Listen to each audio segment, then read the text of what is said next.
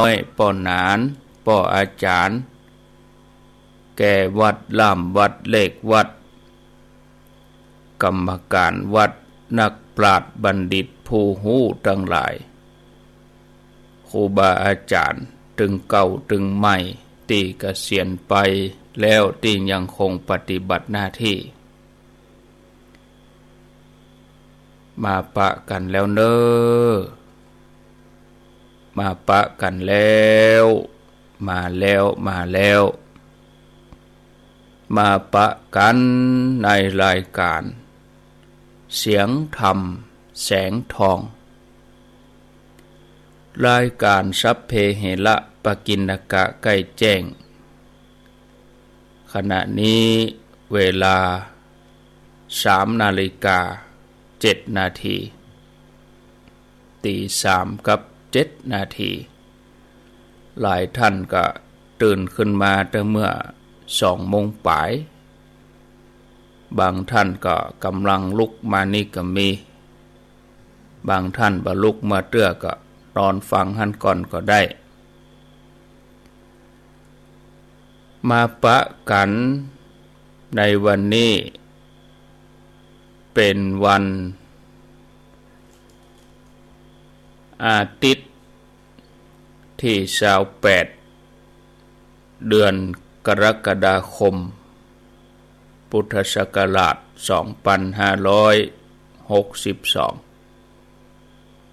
วันนี้เป็นวันเดือน10 แห่ม 12 ค่ำพร่ำว่าเป็นวันอาทิตย์แล้วก็เป็นวันเฉลิมพระชนมพรรษาของรัชกาลที่10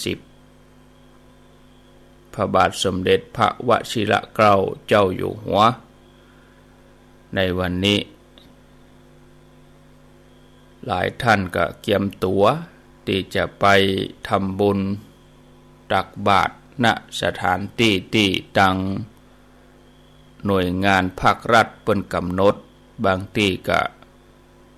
ใส่บาตรที่โรงเรียนบางที่ก็ใส่บาตรที่วัดบางที่ก็ใส่บาตรที่ว่าการอำเภอ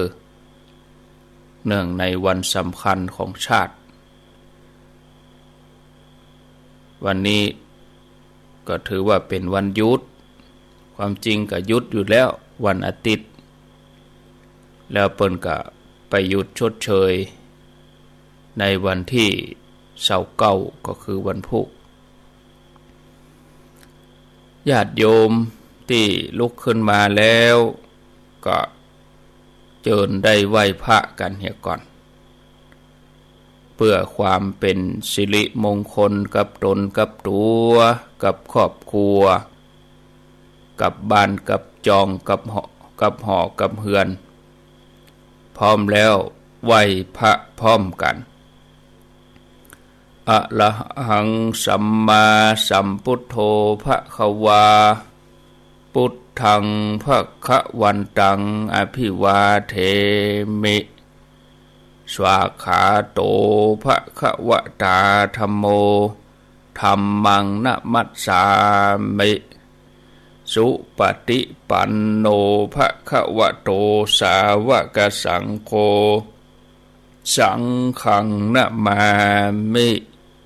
กับ1กับ2กับ3กับนึกถึงคุณพ่อคุณแม่ของเฮาเน้อกับนึกถึงคุณครูบาอาจารย์กับพระเรียบร้อยต่อนนี้ไปเจิญฮับปอนสัพปีติโยวิวัชชันตุสัพพะโลโกวินัสสันตุมาเตภวัตวันตะลาโยสุขีทีคายุโกภวะอภิวาทานะสีริสะนิจจังวุธาปจายโนจัตตาโลธัมมาวัฏันติอายุวันโนสุขังปะลังเอาละได้ไหว้พระได้ฮับปอนสบายอกสบายใจม่วนอกม่วนใจโล่งอกโล่งใจอยู่ดีสบายม่วนใจดีแล้วบ่ สบายใจดีแล้วนอนฟังหันก็ได้บ่เป็นบาปเป็นกรรมหยังจะอยู่ที่บ้านอยู่ที่ร้านอยู่ที่รถอยู่ตามท้องถนนอยู่ตามกาดอยู่ที่นอนอยู่ที่ไหนก็ฟังได้รายการนี้มีชื่อว่ารายการเสียงธรรมแสงทองสัพเพเหระปกิณกะไกแจ้งธรรมะไกลุ่งธรรมะไกแจ้งดำเนินรายการโดยอัตมภาพพระครูอภิวัฒนวิกรมวัดปากตังเจริญตำบลดอยหล่ออำเภอดอยหล่อจังหวัดเชียงใหม่เป็นผู้รับผิดชอบรายการจะมาปะญาติโยมในเวลานี้เป็นประจำในวันอาทิตย์วันจันทร์แล้วก็วันการ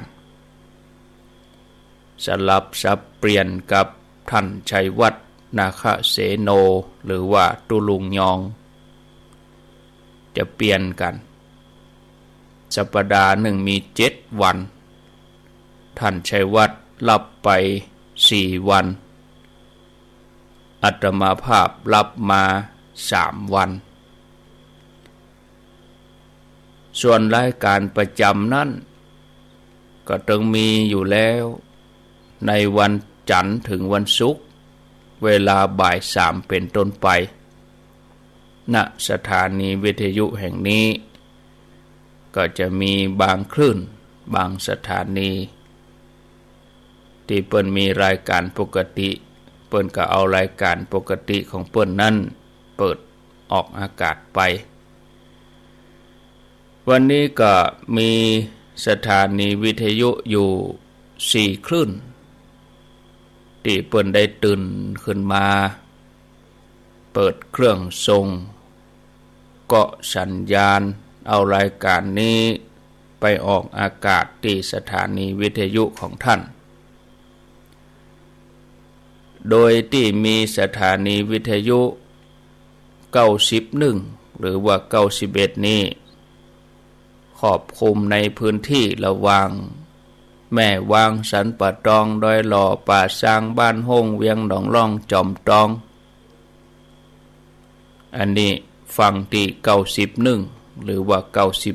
91เวียงหนองล่องเรดิโอแถมสถานีหนึ่งก็ญาติโยมก็รับฟังเป็นประจำอยู่แล้วที่สถานีวิทยุท้องถิ่นจังหวัดเชียงใหม่คลื่นพระพุทธศาสนาจริยธรรม FM 96.0 โดยมูลนิธิบรมธาตุเจ้าโดยสุเทพณห้องทรงวัดยางกวงตำบลหายาอำเภอเมืองเชียงใหม่เป็นประจำถึง2 ช่วงเวลาแถมคลื่นหนึ่งญาติโยมเอากะลาไว้สักเตือ96ไฟฟ้าดับกาอินเทอร์เน็ตเสียกาขัดข้องเทคนิคบางสิ่งบางอย่างก็ไหลมาที่ FM 104.5 สถานีวิทยุเพื่อการศึกษาศาสนาวัฒนธรรม FM 104.5 ณ วัดฝ่ายหินอำเภอเมืองเชียงใหม่ฝ่ายหินมช.นี่นะญาติโยมก็สามารถไหลมาซับไปซับมาได้แถมคลื่นหนึ่งกับที่ 89.5 หมายถึงญาติโยมสายใต้ในหัวในเวียงก็อาจจะได้ยินพ่องพอให้พอดีแต่ก็เน้นโซนสันปะตองบ้านทิบ้านทาห่างดงล่องมาไปทางสำเมิงปุ่นพ่องก็ฟังที่ 89.5 บ้านทุ่งเรดิโอบ้านป่าซักตุ้งเซียวอันนี้เพิ่นรับสัญญาณตั้งแต่ตี 3จนถึงเวลา 5 โมง ถ้า5 โมงไปก็ไหลไปที่แดนดินถิ่นล้านนา103.50ต่อเนื่องกันไปญาติโยมก็ไหลเสาะหาเอาเนอจับที่ไหนก็ฟังที่หั่นที่ไหนบ่ได้ยินก็ไหลไปแถมที่แถมคลื่นหนึ่งกับที่ FM 100.25อันนั้นโซนไปทางเหนือสุดเขตอำเภอฝางแม่อายชัยปราการรับฟังได้ที่ 100.25 สถานีวิทยุคณะสงฆ์อำเภอฝางตั้งอยู่ณที่วัดพระบาทอุดมนามบ่อสาวาสำนักวิปัสสนาอำเภอฝางก็ต้องขอกราบขอบพระคุณครูบาอาจารย์พระเจ้าพระสงฆ์พระเจ้าหน้าที่ฝ่ายเทคนิคก็ดีพระคุณเจ้าที่เปิ้นเอาใจใส่ดูแลเปิดธรรมะเอารายการดีๆไปสู่พ่อแม่ศรัทธาญาติโยมทั้งหลายเจ้าสายบ่ายค่ำตลอดทั้งวันเปิดเครื่องส่งมาใดเปิดคอมพิวเตอร์มาใดเสียงไปถึงบ้านญาติโยมก็บุญก็เกิดทุกครั้งญาติโยมเปิดวิทยุฟังเมื่อใดก็ได้บุญทุกครั้งเพราะขณะที่เฮาเปิดวิทยุฟังใจของเฮานั่นก็ม่วนอกม่วนใจจื่นปีติญาติโยมการปฏิบัติธรรมคือการฝึกใจญาติโยมฟังธรรมะคือการฝึกใจพอใจต้อมใจขณะที่เขาฟังธรรมะนี่ก็เหมือนเขาต้อมใจญาติโยมเคยหันแว่นขยายก็แว่นขยายที่ตะก้อนนี่เขาเป็นละอ่อนเขาไปเข้าโรงเรียนเขาจังเอามาเผากระดาษเอามาเผาใบไม้แว่นขยายเป็นวงเป็นที่รวมแสงเวลาเขาเอาไปส่องตะวันแว่นขยายนี่ก็รวมแสงก็ทำให้เกิดประกายไฟญาติโยมใจเฮาก็เหมือนเดียวกันถ้ารวมได้ก็เป็นพลังเหมือนญาติโยมทั้งหลายตื่นเจ้าขึ้นมานี่ก็ต้อมใจรวมใจเฮาไม่ได้เกิดอย่างอื่นเนาะกิเลสก็ยังจะมีก็จะบ่มีนักบางคนบ่มีเลยมาเจ้าเนี่ยเอาเกิดอย่างแล้วฟังธรรมะนอนฟังเมื่อเฮาฝึกใจอย่างอี้ก็เหมือนเฮาเข้าถึงพระรัตนตรัยคือพระพุทธพระธรรมพระสงฆ์อย่างที่ญาติโยมเขาทั้งหลายได้ไหว้ได้สาบางท่านตื่นขึ้นมาก็ไหว้พระเสียก่อนแล้วก็ไปทำภาระธุระส่วนตัวอาบน้ำแปรงฟันบางท่านก็อาบน้ำแปรงฟันเสียก่อนแล้วก็มาไหว้พระอันนี้ก็สุดแล้วแต่แจงดีขวายงามก็ก้อยไปตั้งให้เข้าก้อยไปหุงเข้าพระสงฆ์องค์สังฆเจ้าบิณฑบาตก็ทำบุญไปอย่างอีเป็นกิจวัตรเป็นอาจินท่านผู้ฟังทั้งหลายเฮาทำงานทุกสิ่งอย่างก็เหมือนเฮาปฏิบัติธรรมเฮาปฏิบัติธรรมนี่ก็มีเพื่อวัตถุประสงค์ถ้าเฮาเข้าถึงธรรมะขององค์พระสัมมาสัมพุทธเจ้าเมื่อใดจะได้ชื่อว่าเฮาได้ปฏิบัติตามแนวทางของคนดีแล้วเฮาก็บรรลุวัตถุประสงค์ของการได้เกิดมาเป็นมนุษย์ธรรมะมีหลายระดับญาติโยมทั้งหลายบ่ยากเกินไปสำหรับฆราวาสญาติโยมท่านสาธุชนทั้งหลายบ่ยากสิ่งที่ เปิ้นปฏิบัติกันมาพระสงฆ์องค์สังฆเจ้าอริยะเจ้าทั้งหลายเปิ้นก็ปฏิบัติได้เปิ้นปฏิบัติกันมาแล้วท่านผู้ฟังทั้งหลายเวลาเฮามีความสุขเฮาก็สามารถที่จะเพิ่มเติมขึ้นมาถ้าเฮาสุขอย่างเดียวบ่มีทุกข์เจือปนก็คือความสุขจะเกิดจากการได้ปฏิบัติธรรมถ้าเฮาได้หูอนุภาพของการปฏิบัติธรรมแล้วเนี่ยเฮาจะบละถึงเวลานี่เฮาก็จะต้องมาทำมาปฏิบัติ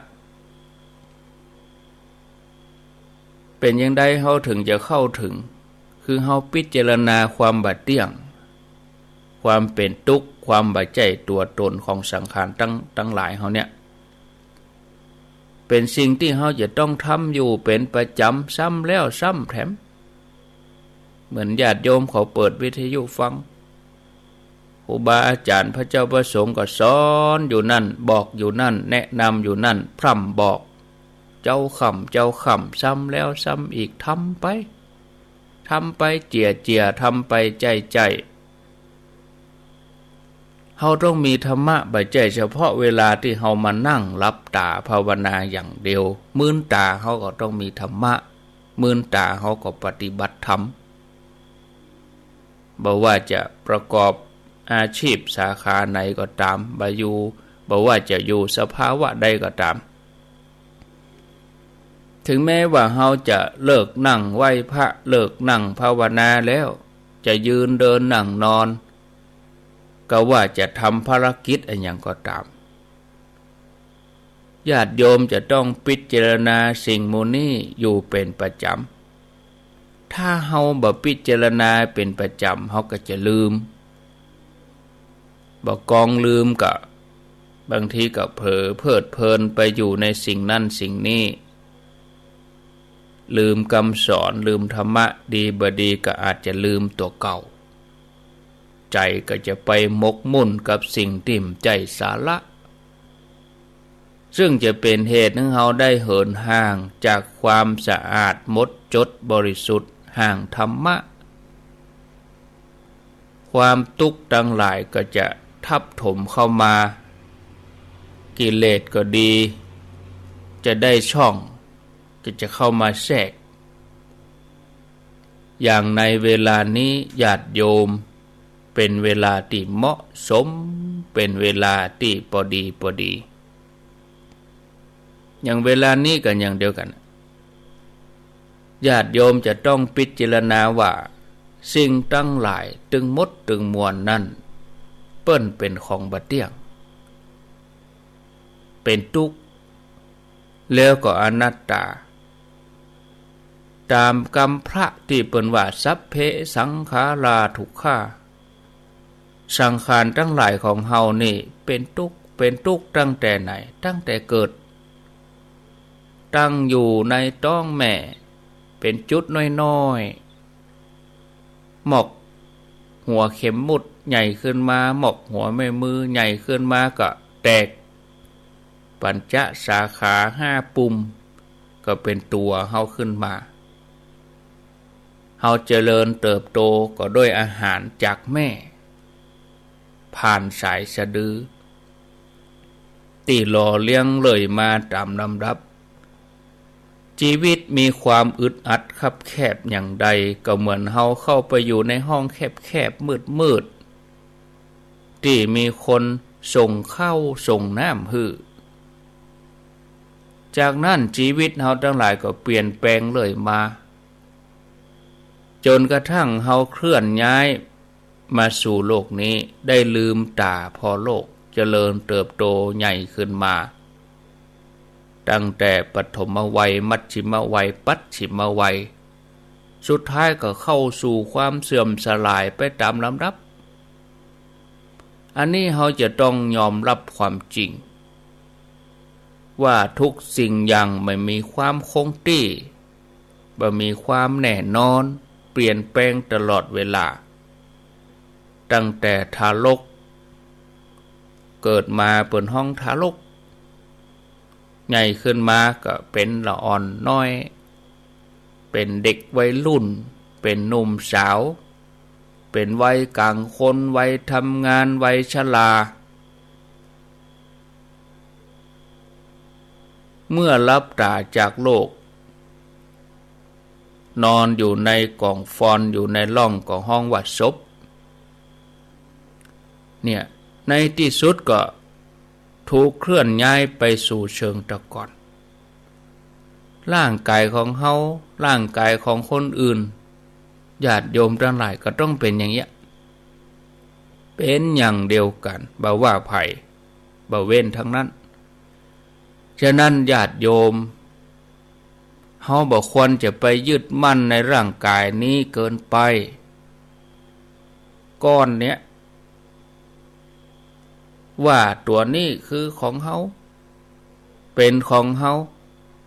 บ่ใช่ของเฮาเฮาบังคับบัญชาเปิ้นบ่ใจได้บ่ฮื้อเท่าก็เท่าไปบ่ฮื้อแก่ก็แก่ไปเอาง่ายๆอย่างหัวเข่าเฮาเนี่ย2-3 ปีก่อนเนี่ยโอ้จะยืนจะเตี้ยวจะนั่งจะอย่างสบายบัดเดี๋ยวนี้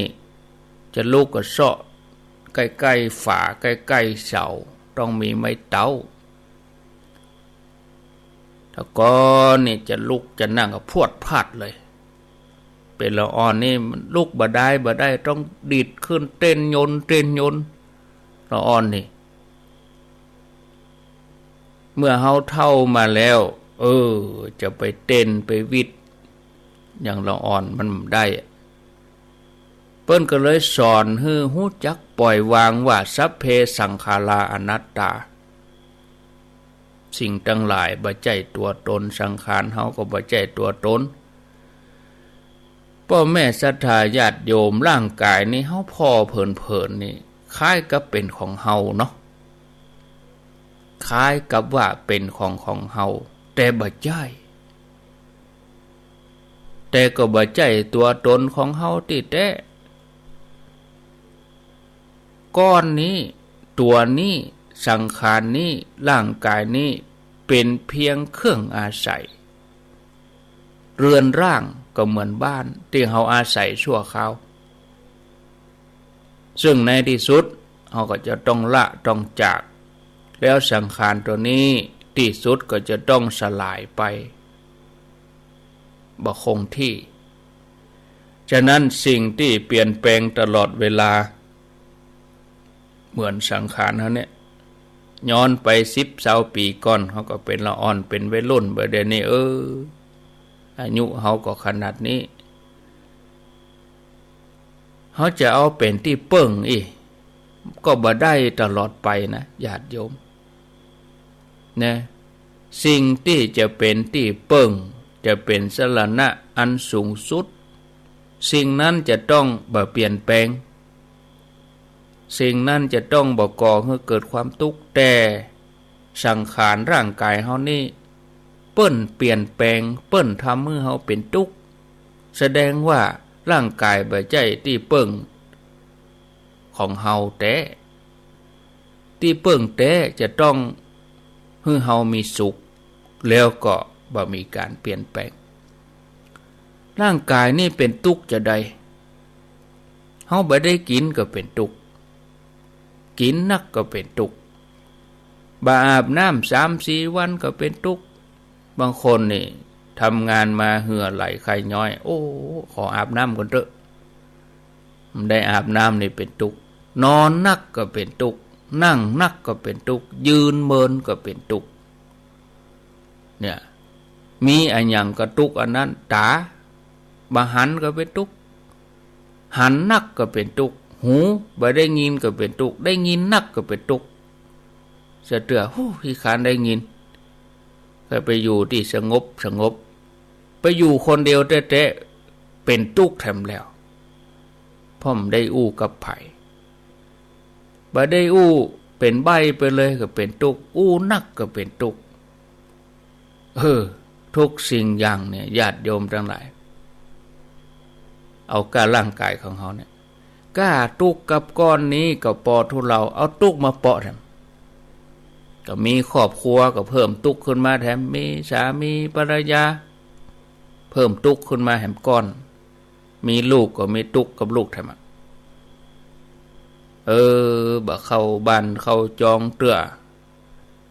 ลูกไปเป็นไอ้หยังมาเอาง่ายๆบ่ถ้าเป็นอย่างนักลูกเมื่อยเนี่ยมีลูกน้อยอีนะถ้าลูกเมื่อยเนี่ยโอ้บ่จะตุกกะลูกถึงป่อถึงแม่ตุกไปตัวมาค่ำมาคืนไอคงไอจนพอเปิดพอเหลืองพ่อแม่เป็นตุกแล้วก็เปลี่ยนแปลงตลอดเวลาร่างกายเฮานี่ศรัทธาญาติโยมอันหยังที่ทำให้เฮาเป็นสุข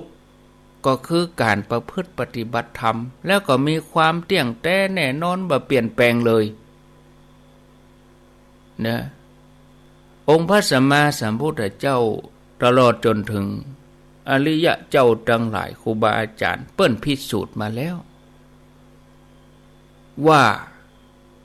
ธรรมะพระแก้วเจ้าทั้งสามประการเป็นสรณะเป็นที่เปิ้งที่ระลึกเป็นที่ฝึกเป็นที่ปฏิบัติและเฮาเองก็จะต้องเปิ้งตัวเก่าให้ได้บ่ใช่ไปอ้อนวอนขอดินฟ้าอากาศขอจากต้นไม้ขอจากต้นกล้วยขอจากจมปลวกบ่มีไผจะมาดลบันดาลให้เฮาถ้าเฮาบ่ได้ลงมือปฏิบัติท่านผู้ฟังเฮาจะต้องอาศัยร่างกายของเฮาเนี่ยที่บ่ใช่สาระเนี่ยเอามาเป็นสาระคือเอามากราบมาไหว้เอามานั่งสมาธิภาวนาเอามาสวดมาว่าอันเนี้ยมาสร้างความสุขให้ตัวเก่าเปลี่ยนจากกายหยาบใจที่หยาบก็มาเป็นกายละเอียดใจที่ละเอียดศรัทธาญาติโยมถ้าเฮาหันความบาดเตี้ยงเฮาพิจารณาถึงความทุกข์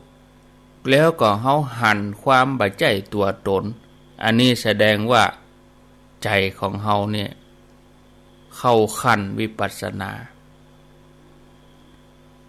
เป็นจะได้เปิดห้องวิปัสสนาวิแปลว่าวิก็คือวิเศษแปลว่าแจ้งนะปัสสนานี่ก็คือการหันรวมกันก็คือการหันแจ้งการหันวิเศษที่แจ่มแจ้งชัดเจนต่างจากการหันด้วยตาเนื้อตามนุษย์ที่หันแจ้งนี่ญาติโยมทั้งหลายเปิดห้องว่ายะถาปัญญายะปะสติก็คือ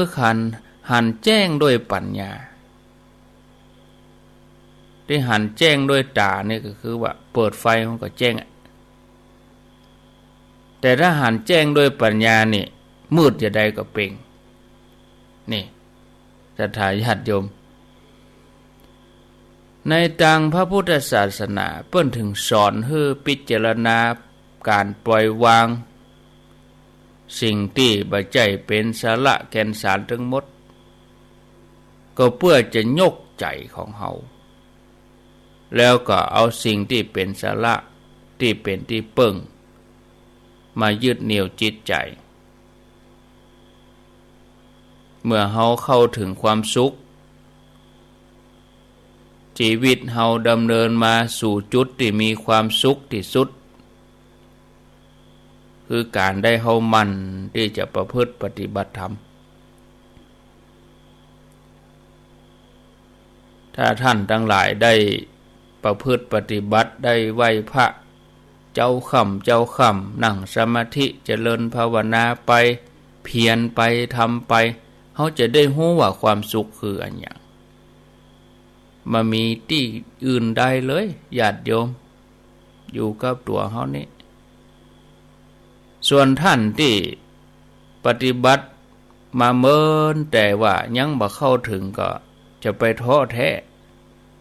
จะไปฝังละความตั้งใจขอให้มันเปลี่ยนคนที่หู้คนที่หันคนที่เปิ้นปฏิบัติธรรม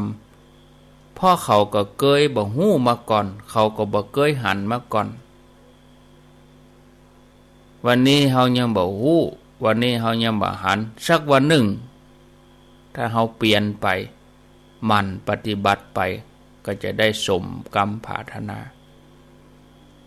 แต่ก็ขอให้มีความปลื้มปิติไว้เป็นทุนไว้ก่อนอย่างน้อยเฮาก็ตัดสินใจลงมือปฏิบัติละดีกว่าบ่ทำมันหยังให้เลยปล่อยเวลาล่วงเลยไปบ่ได้ทำหยังให้เลยศรัทธาญาติโยมท่านสาธุชน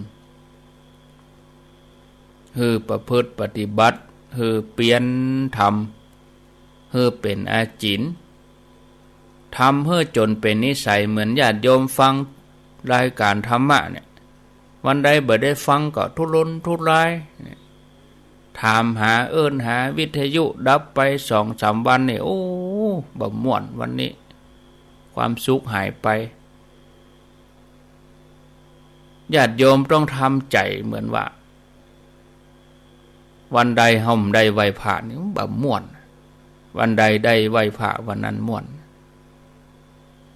เพราะว่าชีวิตของสรรพสัตว์ทั้งหลายเนี่ย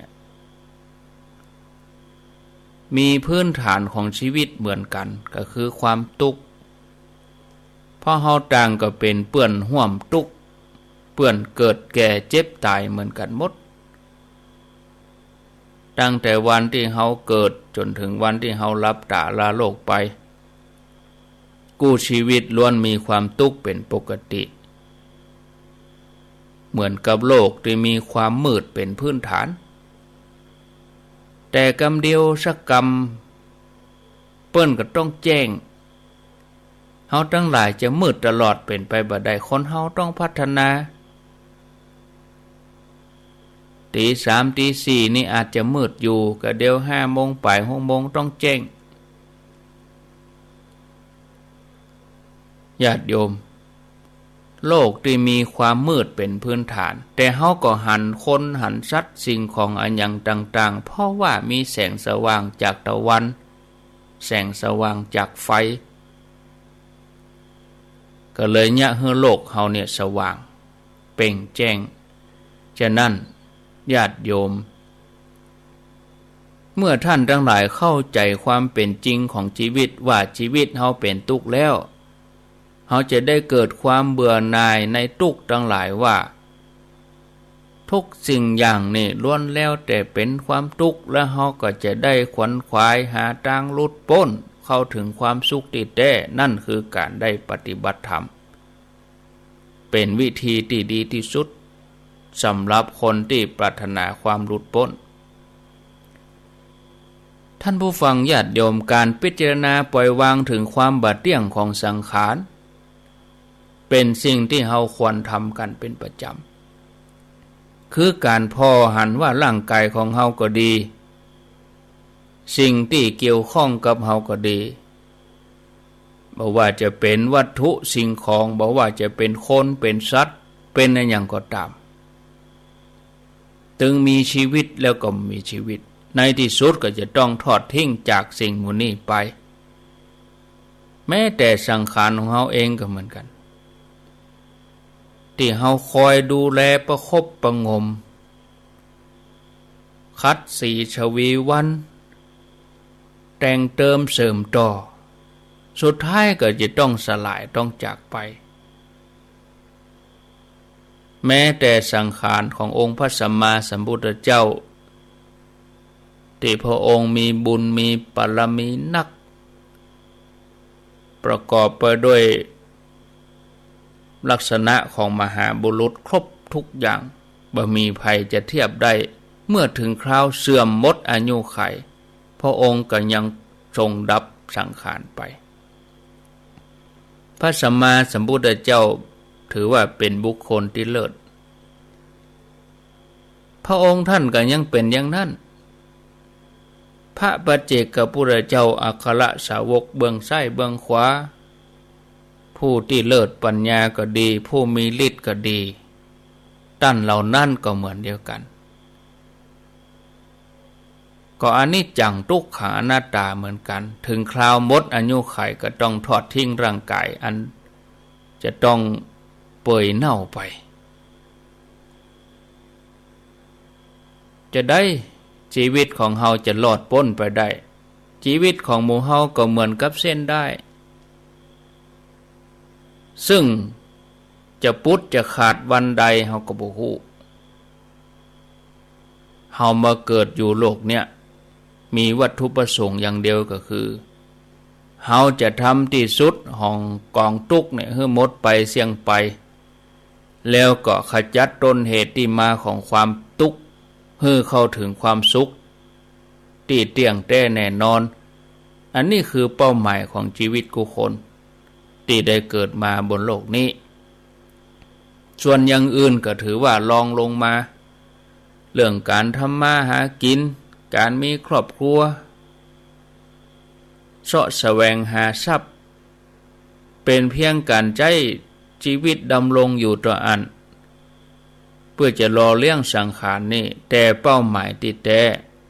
คือว่าต้องขจัดต้นเหตุแห่งทุกข์ทั้งหลายให้หมดไปเสี่ยงไปอันนี้คือเป้าหมายของกุคนบอกว่าจะฮู้ก็ว่าบ่ฮู้ก็ตามสักวันใดวันหนึ่งเฮาก็จะต้องหลุดพ้นให้ได้ตราบใดที่เฮายังขจัดสาเหตุแห่งทุกข์บ่หมดเฮาก็ต้องปะการเกิดการแก่การเจ็บการตายอยู่ล่ำไปเกิดมาเมื่อใดก็พบกับความทุกข์เมื่ออันทุกข์ตั้งแต่อยู่ในท้องแม่อย่างที่ว่าตะกี้เกิดออกมาก็วนเวียนอยู่ในโลกจนกระทั่งตายไปเกิดใหม่แถมบ่ฮู้จะอยู่ภพใดภูมิใดก็มีความทุกข์อยู่ตลอดเวลาเฮาลองไปพิจารณาพอศรัทธาญาติโยมมีช่วงไหนของชีวิต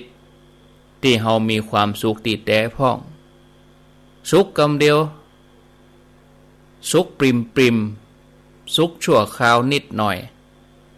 แต่ว่าความทุกข์นั้นมีหนักกว่า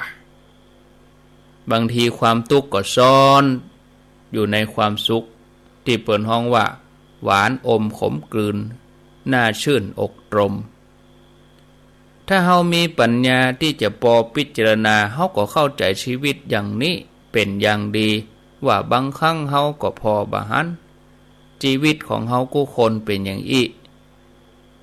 ร่างกายที่เฮาอาศัยเปิ้นอยู่เนี่ยจะเป็นเหล่าอ่อนจะเป็นคนหนุ่มคนสาววัยทำงานวัยชราสักวันหนึ่งก็จะต้องทอดทิ้งกันไปหมดบ่มีเว้นเลยแม้แต่คนเดียว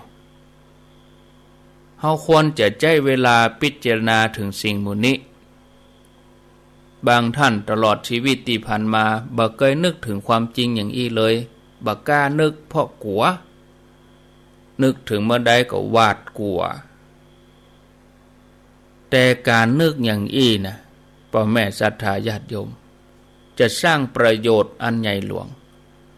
เพราะจะทำให้เฮาประมาทเพราะเป็นที่มาแห่งความสะอาดบริสุทธิ์หมดจดจะเป็นเหตุให้เฮาเบื่อหน่ายในทุกข์แล้วก็กึศจะแสวงหาทางหลุดพ้นถ้าเฮาพิจารณาอย่างอีถึงวัน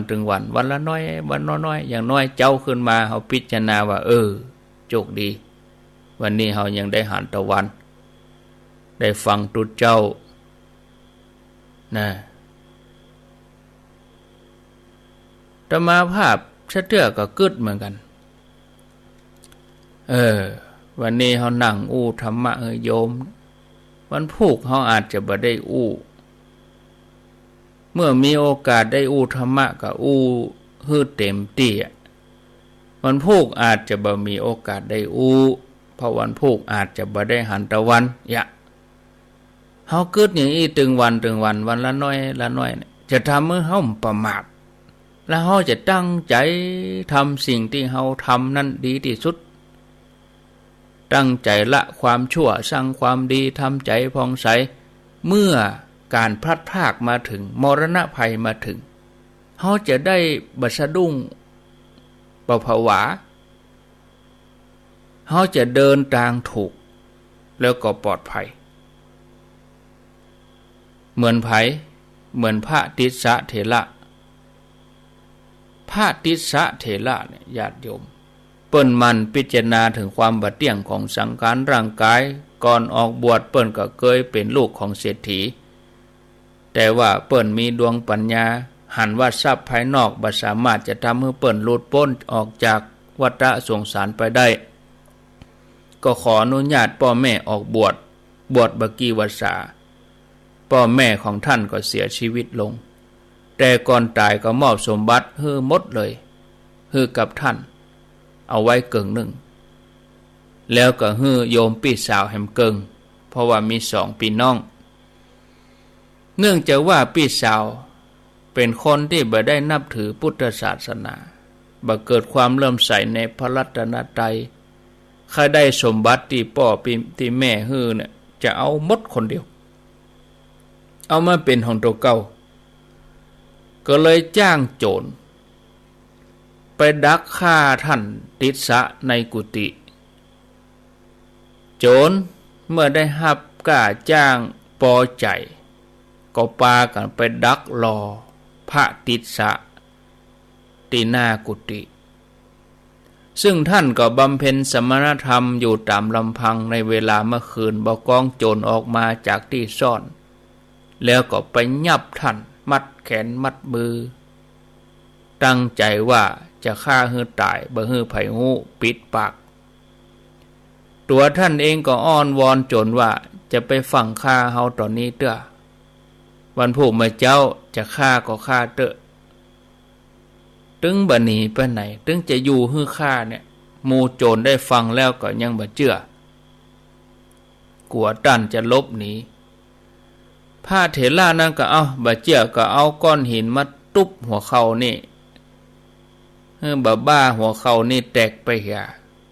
ก็เอาบ่หินมาตุบบ่ฮื้อหนี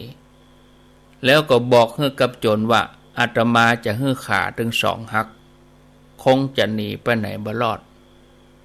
พอใจแล้วบ่ฮื้อหมู่โจรเชื่อใจหมู่โจรหันความเด็ดเดี่ยวของพระเถระก็รู้สึกอึ้งไปเลยทึ่งไปเลยแต่จะฆ่าให้ได้เพราะว่ารับกล้าจ้างมาแล้ว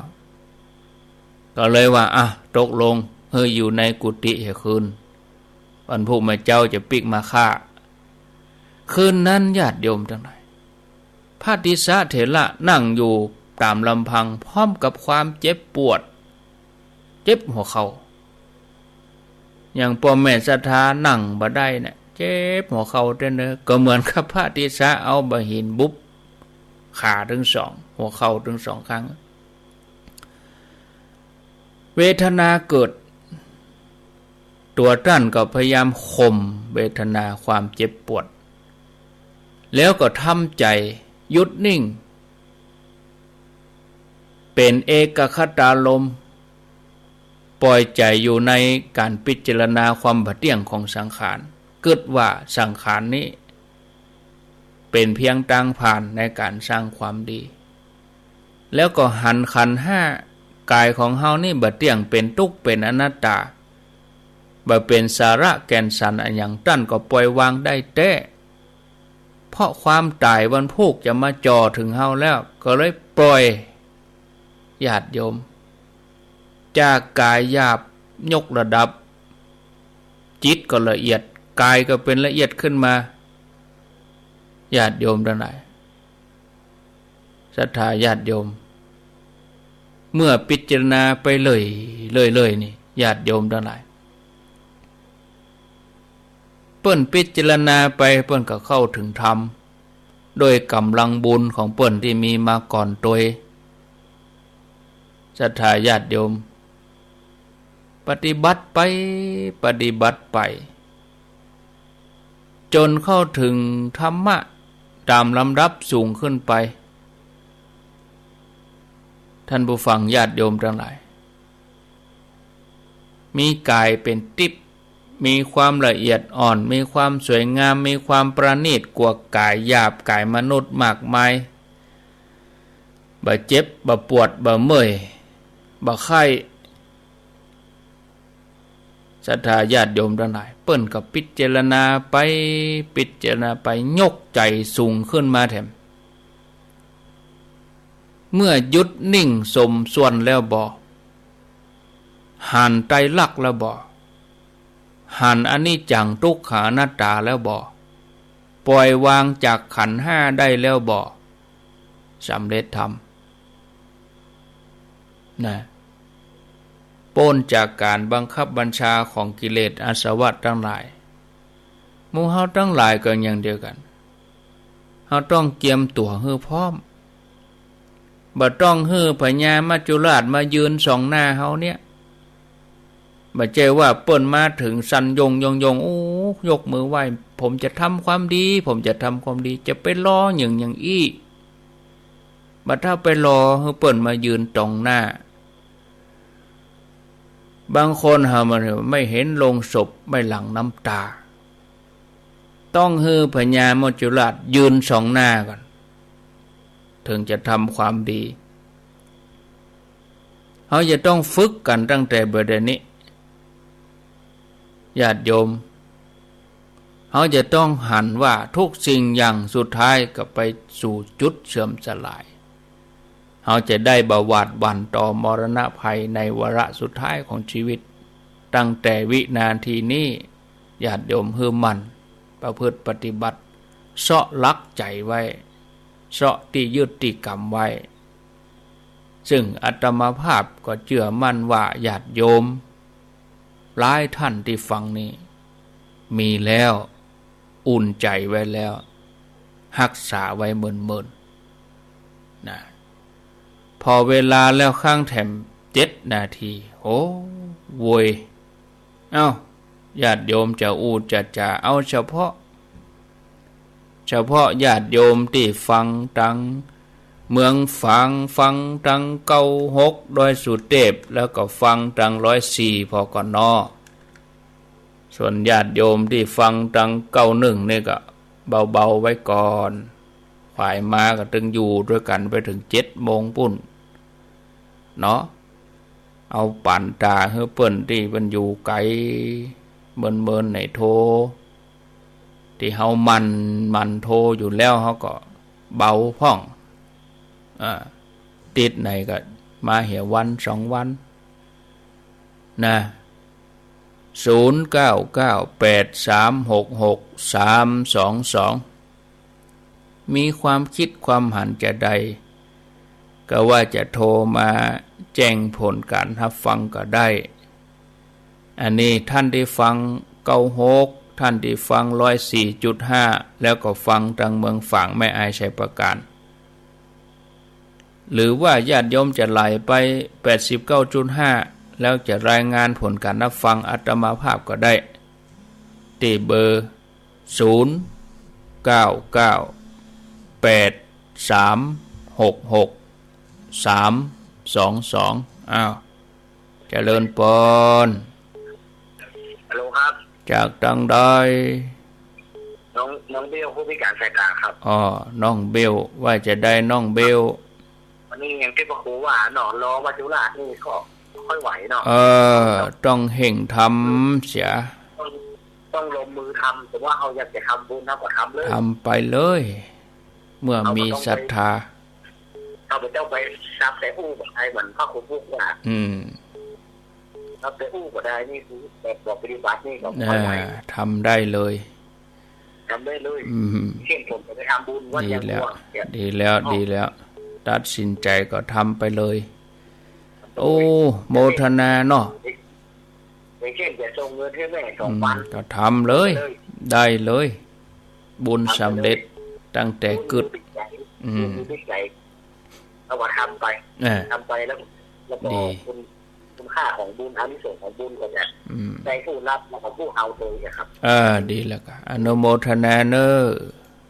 นะครับน้องเบลนี่ก็ต่อสู้กันไปเข้มแข็ง0998366322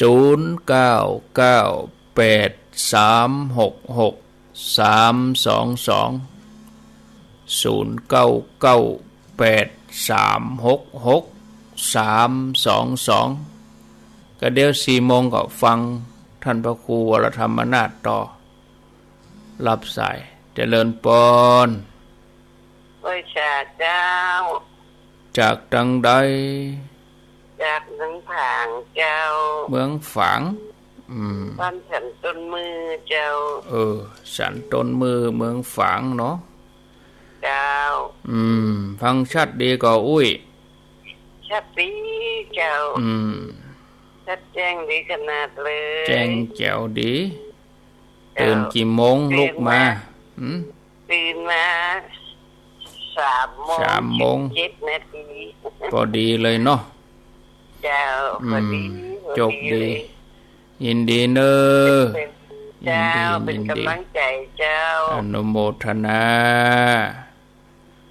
099838366322ญาติโยมก็จำเบอร์แล้วก็จำตนที่จัดหมายมีหลายท่านนะที่ช่วงที่ท่านชัยวัดหรือว่าตุลุงยองเปิ้นจัดญาติโยมจังโทรหาอาตมาภาพเบอร์ไผเบอร์แต่ละตนก็แล้วแต่เบอร์ของเปิ้นกะญาติโยมจะไปสับสนเรื่องเบอร์โทรกะตนใดตนนั้นเพิ่นบอกเบอร์อะไรยังก็โทรเบอร์นั้นบ่ใจเบอร์เฮาก็บ่โทรจะเตื้อก็ไปสดไปหาตนนั้นตนนี้เจริญปนจากทางใดวัดเกตกาลามเจ้าเกตกาลามแม่จันติบเจ้าฟังกระตับเพลงแรกเลยเจ้าโมทนาเนาะเจ้าไหว้พระกฐินเจ้าดีอนุโมทนาโชคดีเน้อเจ้าดีมีสุขเจริญปนโอ้ยสาท่านพระครูเอาป่อบุญธรรมแหละเนาะครับป่อบุญธรรมหมูเปิงมีบุญแต่วันหนึ่งเนาะมีบุญแต่นะครับในฟังท่านพระครูธรรมบรรยายเนาะก็เป็นบุญเป็นกุศลและเป็นความก็ญาติธรรมที่เป็นเจ้ากันมาวันนี้นะครับเนาะฟังไปถึงวันบุญกุศลและท่านพระครูเนาะโมทนาเน้อ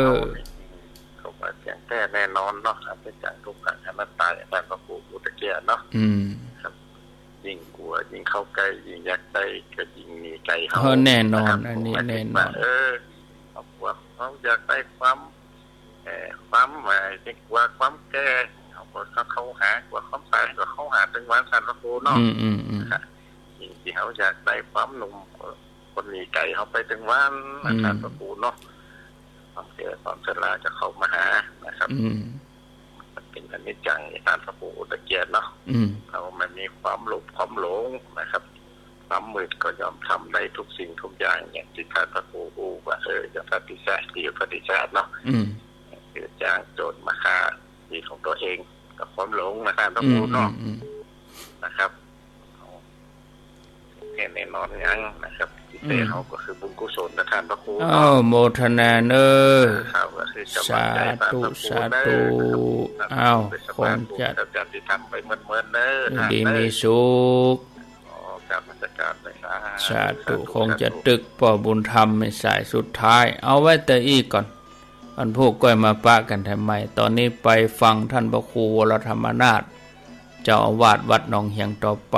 ลาศรัทธาไปก่อนโชคดีเน้ออายุวันโนสุขังพลัง